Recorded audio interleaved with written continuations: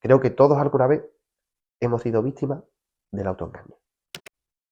¿Puede ser que aparezcan emociones contradictorias? Totalmente. Intentamos tenerlo todo a nuestro favor, tenerlo todo controlado. Si perdemos el control, ya nos condiciona emocionalmente. Y si hablamos en el ámbito de la lesión, es una cosa de incógnitas. Y esa incertidumbre considero que genera malestar. Y sí, parte de la negación tiene que ver con mirar el lado positivo de las cosas. Pero es la clave para cortar la roña. Tienen un significado vital. Es que tenemos que aceptar la tolerancia al sufrimiento.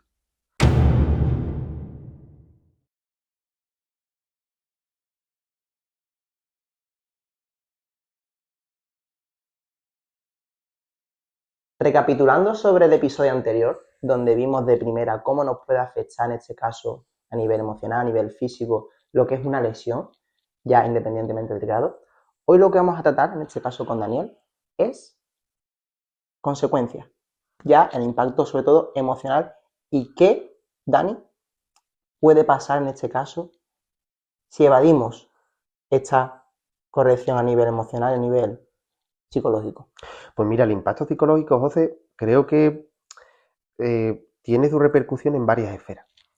Creo que la primera la podríamos centrar sobre los propios resultados físicos, ¿no? Esa mejoría que la persona quiere llegar a conseguir con la recuperación, haciendo ejercicio de rehabilitación, que no es solo a través de una lesión deportiva, recordamos que de un deportista, no solo hablábamos de eso, sino como personas como tú y como yo en nuestra vida diaria, al final podemos tener un percance en el que suframos una lesión, aunque no sea deportiva, pero que tiene muchísimas similitudes, ¿no? Creo que sobre esos resultados, una de las variables que se ha visto demostrar es la percepción del dolor. Es increíble cómo el aspecto psicológico puede hacer que la propia percepción del dolor, que vamos a poner que está en un umbral 50 de 100, te puede llegar a subir muchos puntos porcentuales como a lo mejor un 70 o un 80% de percepción del dolor. Es decir, hay una parte que esa psicología, esas variables cognitivas, como la situación en la que estoy, esa rumia que a veces hablamos en psicología, la situación y no me recupero y me están exigiendo y yo me quiero incorporar y yo no sé qué. Esa insatisfacción, ese malestar a nivel psicológico provoca que la recuperación física vaya muchísimo más lenta porque claro, te lleva a forzar. Te lleva a forzar en el que a lo mejor la persona, el profesional que esté a cargo, dice, oye, no, tienes que quedarte hasta aquí y tú no. Un poquito más, te lleva a cometer imprudencia. Y esas imprudencias, al final, pues puede hacer que esa recuperación de la lesión todavía se extienda mucho más allá en el tiempo. Después, la recuperación, hay lesiones que la recuperación puede llegar a ser más lenta. No es lo mismo una lesión puntual, una lesión más corta que, por ejemplo, una recuperación de un ligamento cruzado. Seguro que te has encontrado 12 personas con lesiones más graves y oye, ¿cómo están esas personas? Pues evidentemente, al final, desde el punto de vista de cuánto quema a la persona una lesión de unas dimensiones mayores, ya el impacto se acaba calculando de una forma diferente. También hablamos de una menor adherencia a los protocolos de rehabilitación, porque el malestar psicológico llega a un punto en el que la persona lo que hace es desconectar de lo que realmente son las pautas clínicas que se han dicho y que se han visto demostrar diciendo, oye, que siguiendo hechos, ¿cómo consiguen la máxima recuperación, que no queden secuelas, qué tal? Pero cómo lo psicológico te desancla totalmente de esa parte. Y claro, te lleva a que la lesión se extienda en el tiempo, y es la famosa palabra cuando a veces a nivel clínico utilizamos cronificación, cuando las cosas se cronifican. He visto que está impactado, José, y todo cuando he dicho la palabra Me ha cronificación. llamado la atención mucho porque me ha pasado, le han pasado a amistades, a deportistas, atletas, de oye, que quieren hacerlo todo con prisa porque quieren retomarlo muy antes, se pasan este tipo de protocolos y muchas veces quizás se exacerba la percepción del dolor.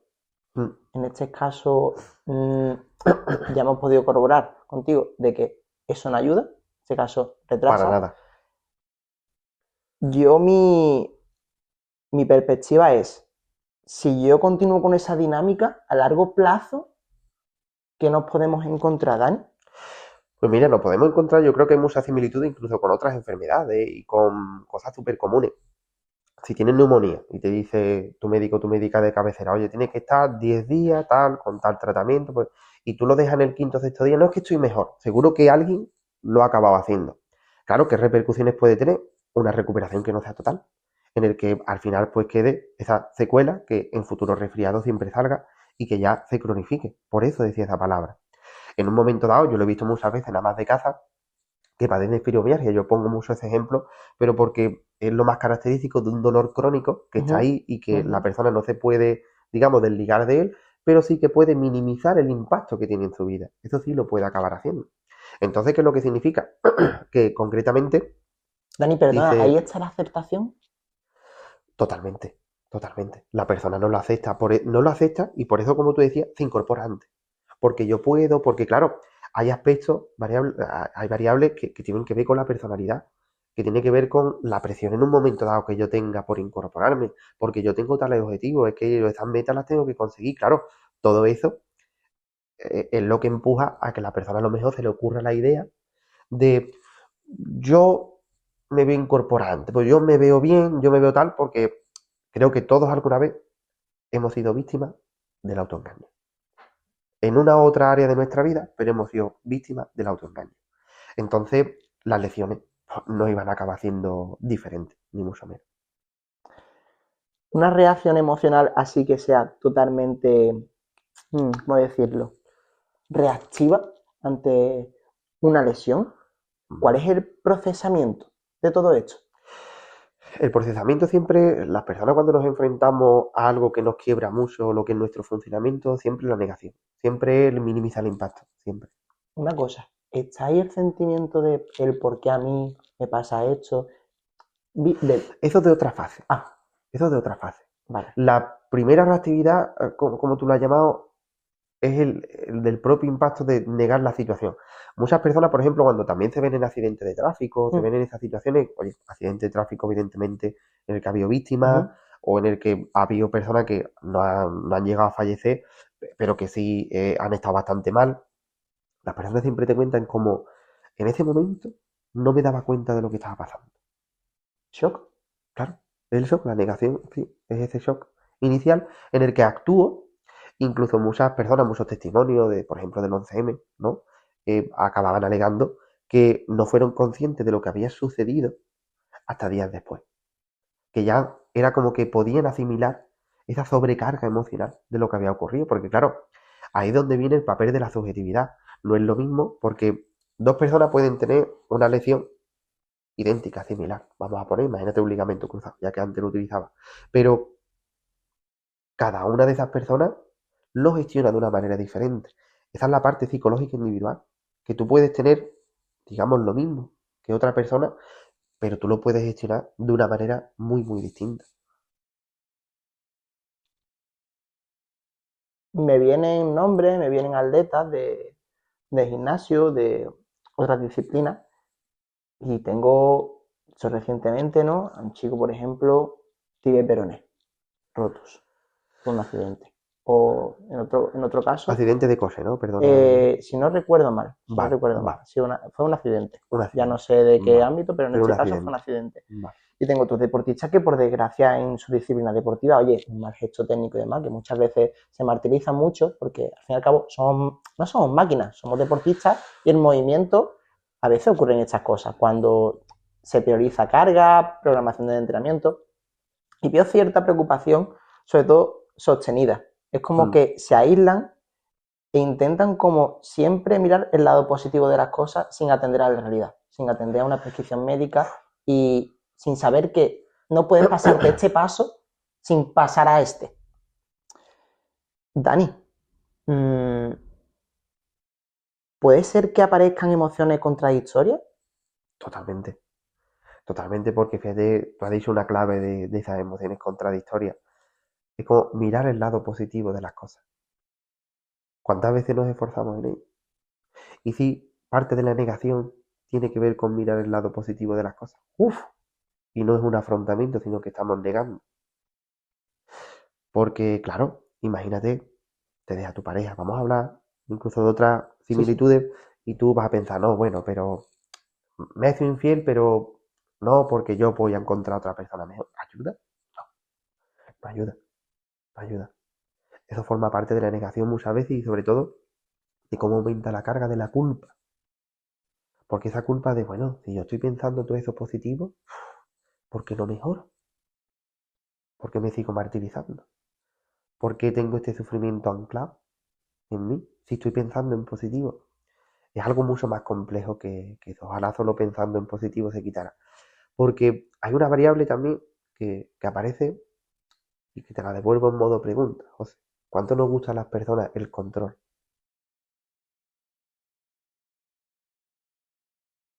Yo diría que de la desconexión muchas veces que tenemos, intentamos tenerlo todo a nuestro favor, tenerlo todo controlado. Si perdemos el control, ya nos condiciona emocionalmente. Y si hablamos en el ámbito de la lesión, es una cosa de incógnitas. Y esa incertidumbre considero que genera malestar. Claro. Lo he podido corroborar en mí mismo cuando tenía una lesión, ya en otros amigos, amistades, familiares sobre todo, de que condicionan el día a día por esa incertidumbre. Sí. A veces es por preocupación interna, es decir, oye, estoy pasando por una mala situación y tengo que valorar esto. Más allá de lo que es atravesar estas fases, ¿podríamos mirar esto como oportunidad a algo, Dani? ¿A qué te refieres con oportunidad algo? Cuando pasamos por una lesión, quizás ya está el trabajo de introspección de cada uno. Totalmente.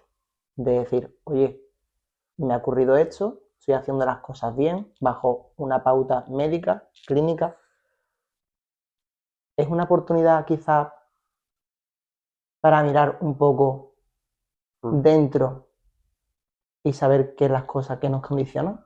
Yo creo que es la oportunidad de desarrollar, yo creo que un aspecto clave en la vida, el aprendizaje. Porque es verdad, para el aprendizaje tenemos que hacer mucha introspección. Tenemos que ver por qué eso que nos ha sucedido realmente nos desmonta y a veces nos rompe. Y creo que solo el aprendizaje puede dar la respuesta. Yo siempre insisto mucho en el aprendizaje de los momentos que vivimos, porque al final todas las experiencias tienen un significado vital y no nos podemos olvidar de ese significado vital que, por ejemplo, podemos extraer como, oye, es que a lo mejor la primera vez que yo pierdo el control sobre algo, porque en mi vida creo que lo he tenido siempre, y a lo mejor dice, y si yo estoy depositando, ¿no? Cuando hablabas del control se me venía a la mente, de por qué nos desmonta cuando dejamos el control. Si yo siempre deposito el control en lo externo, realmente estoy a merced de lo que ocurra. Estoy vendido. Entonces, ahí es donde viene de que cuando a veces en consulta, sobre todo yo más insisto en esa parte del control, de que puedes controlar, ¿no? Con lo que no controlo no hago nada. Esa es una parte clave del aprendizaje, porque otra será en que, no, pero es que con lo que a lo mejor no hago nada, no me tengo que transmitir mensajes positivos que todo va a salir bien, no. Es que tenemos que aceptar la tolerancia al sufrimiento, porque otro de los aspectos que se ve clave es que las personas a veces tenemos poca tolerancia a la frustración, poca tolerancia a vernos en situaciones en las que, claro, no te ha salido bien, pero porque es un fracaso, porque ahí es donde viene una parte de significados vitales. Por eso la importancia de remarcar esos aspectos de la lección, verla como un evento específico y no como un evento que realmente marca un destino, que es lo que en muchas ocasiones las personas, en la mayoría, ven. Como si fuera, por así decirlo, un evento canónico Sí, que te sí, condiciona, te haya claro. condicionado en un punto Efectivamente, en ya concreto. esto me ha marcado, ¿no? De por vida, como Uh, bla. Y la persona, hay veces que en consulta te marca un antes y un después. Como yo soy una persona antes de y soy una persona después de. Pero no desde un punto de vista de un después de constructivo. De que yo he desarrollado ese aprendizaje que yo te decía con los significados vitales que, oye, que cada uno, por supuesto, cada persona quiera sacar, sino un antes y un después a peor. Porque la persona te refiere, no soy el mismo, la misma, yo antes que, yo no sé qué, yo no sé cuánto. ahí hay negación, pero también hay tristeza, ahí hay rabia, ahí hay muchos aspectos emocionales de esa parte cuando a lo mejor hablamos de estrés, de ansiedad, episodios depresivos, ataques de ira, nuestra pareja, nuestros familiares diciéndonos, no hay quien te aguante ahora mismo en estos momentos, Estamos más irascibles con las personas de nuestro entorno. Efectivamente, es una reacción muy común en el que por cualquier asunto la familia dice, pero si no ha sido para tanto, ¿por qué ha reaccionado? Oye, o con otros eventos malos que sucede, que la persona acaba reaccionando de una manera desmedida, pero es porque, claro, si tú tienes el vaso muy lleno, cualquier cosa que caiga hace que se boce, ¿no? Y vaya hacia afuera. El agua, no es lo mismo tener el vaso medio vacío, porque tiene como esa tolerancia a lo que venga. ¿Por qué nos martirizamos tanto cuando estamos atravesando, en este caso, tipo de situaciones? Hay una saturación de sufrimiento, porque claro, también me llama la atención de mero hecho, ¿no? Que hay tú de que por una lesión o por ciertas circunstancias, lo que tú decías, lo del vaso, hay que ver que lo pagamos con las personas de nuestro bien, con nuestros familiares. Totalmente. Y demás. Depositamos cierta importancia de nuestro bienestar quizás en cosas externas y no internas. Pero mi pregunta viene es, ¿por qué nos martirizamos tanto? La primera parte tiene que ver, José, con lo que atribuimos lo que nos ha pasado. Porque, claro, tú imagínate, si tú lo que te ha pasado lo atribuyes a un fallo tuyo, ¿cuánto martiriza eso? Si lo atribuyes a algo espontáneo, ¿cuánto martiriza eso? Es lo típico de cuando quizás le preguntas a alguien, ¿no? Y te dice, si no hubiera estado en este sitio, tal, no sé qué. Si yo no hubiera, si me hubiera, tal, ¿no? Al final, los hubiera, ¿no? Cuando lo estudiábamos, eran condicionales. Es decir, te está poniendo condiciones de... Pero claro, la condición, ¿qué es lo que nos está indicando? Arrepentimiento, culpa, vergüenza. Al final, emociones que lo que hacen es bloquearte en esa fase de tristeza, de rabia, y te deja ahí. Te deja anclado como si no hubiera como un barco a la deriva, como si no hubiera tierra ahora mismo por ver en el que poder descansar, el poder quitarte toda esa presión. La primera parte se tiene que ver con las atribuciones que acabamos haciendo. Otra de las partes, como te decía, es la ilusión de control. Todo el mundo es que queremos tenerlo todo controlado y es un gravísimo problema. Está subiendo mucho la ratio, ¿no? La prevalencia de trastornos obsesivos compulsivos, de rigidez, de personalidades anancásticas, es decir, de personalidades muy centradas en una personalidad obsesiva compulsiva. Porque, claro, quizás si el mundo sube su exigencia, nosotros la subimos también. A nosotros tener que subir nuestra exigencia, eso va a contaminar todos y cada uno de los ámbitos. El de las relaciones de pareja, el de las relaciones de amistad, de las relaciones familiares, el de nuestro trabajo, el de todas las esferas de nuestra vida. Va a llegar ese efecto, va a llegar esa influencia, esa contaminación. Y claro, una lesión, que es algo que nos puede suceder en nuestra vida, que no es solo como hablábamos de una lesión deportiva, que puede ser la lesión de una ama de casa, de un trabajador cualquiera. Claro, es que ese control va, va a querer atrapar algo que es que está totalmente fuera, que es algo totalmente fortuito. ¿Cómo controlas tú el proceso de recuperación realmente más puramente biológico? No puedes salvo seguir las prescripciones que te han dicho. Claro, estas cosas que me comentas, Dani, no me quiero hacer una idea en cuanto a un atleta de rendimiento que compite en estas cosas. Hay, sí que es verdad, de que es más importante incluso el, oye, una mano para que puedas, en este caso, gestionar todo este tipo de cosas. Y no solo la competición, sino, mira, cuando parece una etapa que no rindes como tienes que rendir. Ese perfeccionamiento que viene influenciado, yo creo que por esa autoexigencia y ese control absoluto de, no, quiero tener todas las variables controladas porque solo depende de mí. Totalmente.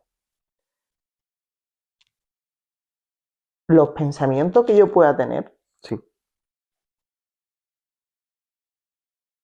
¿Condicionan lo personal y algunas situaciones, Dani? 100%. 100% muchísimo. Porque, y además, a hilo precisamente de lo que comentábamos, cuando algo nos ocurre, nosotros hacemos una valoración primaria. Es decir, tú haces una valoración primaria en la que dices, bueno, ¿esto qué? Las personas, José, somos buscadores de significado. Le buscamos el significado a las personas que nos han acompañado a lo largo de nuestra vida. Porque lo que nos han enseñado, la tal. Las personas necesitamos los significados. Entonces, en esa primera valoración, en esa valoración primaria, no aparecen tanto esos significados, pero sí aparecen como la primera parte de yo hecho, cómo lo encajo, ¿vale? En esa parte de cómo lo encajo, claro, van a influir desde factores personales, personalidad en especial, porque la personalidad, yo siempre cuando la explico, la personalidad puede ser relativamente variable. Es decir, hay aspectos que tienen cierto margen de cambio, hay otros que pueden llegar a tener menos margen de cambio. En matemáticas siempre se ha llamado desviación típica, ¿no? Sobre lo que es el punto medio en el que tú te encuentras. Esto es lo que significa que si tú me hicieras la pregunta de, ¿hay personas que llegan a recuperarse psicológicamente de... Y yo te digo, uff, hay personas que no.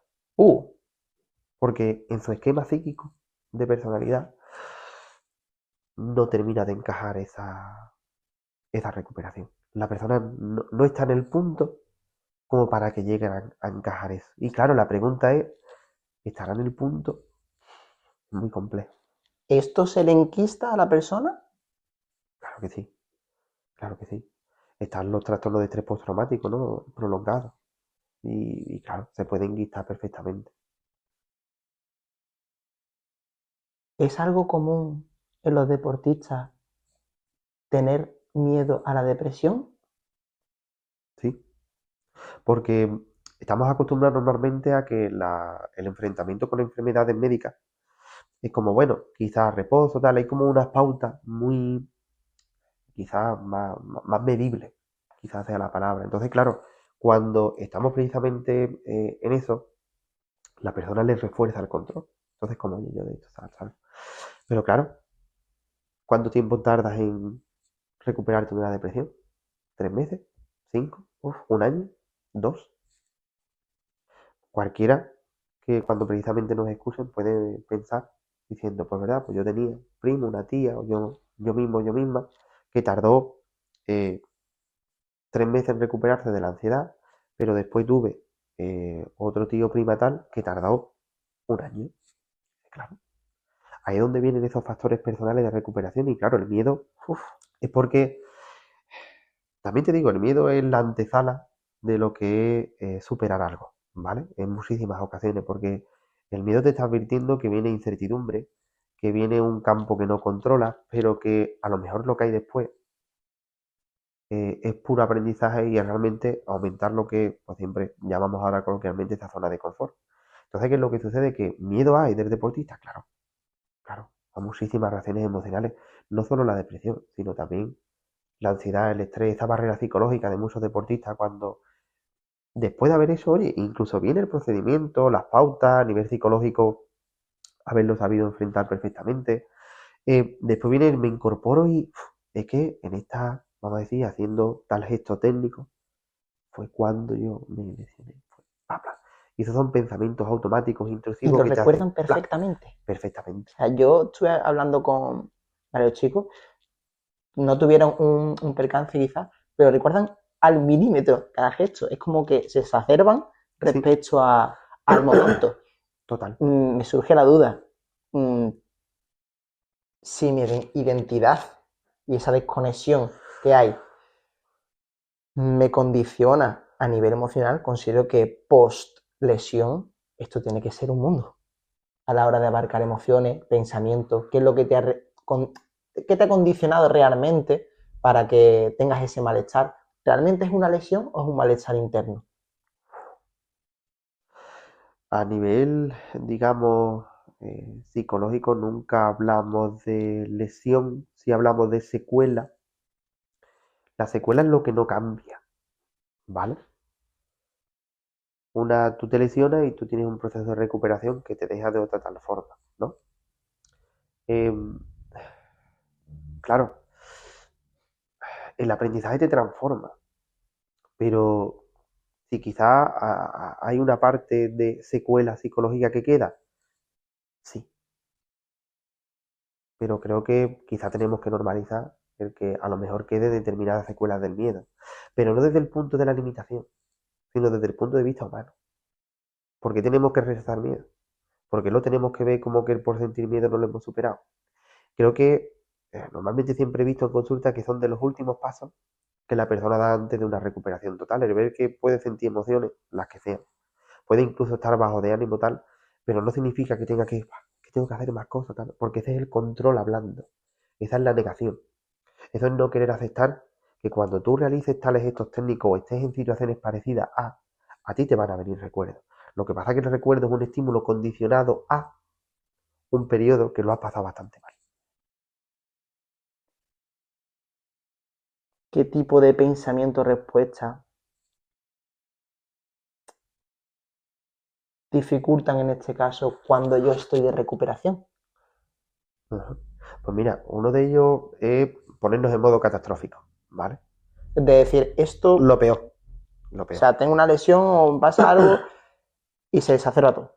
Sí, el catastrofismo es una de las variables y además en cualquier tipo, porque yo siempre digo, yo miro las cosas desde un punto de vista transdiagnóstico. Eso significa que no es que solo haya cosas asociadas por ejemplo, a lesiones deportivas, que tú coges cuadros de ansiedad, cuadros depresivos, obsesivo compulsivo y tú ves que la variable catastrofismo se repite. De hecho, es una de las variables consideradas transdiagnósticas. ¿Sí? Es decir, transdiagnóstico es que se ve en muchos cuadros clínicos diferentes, ¿vale?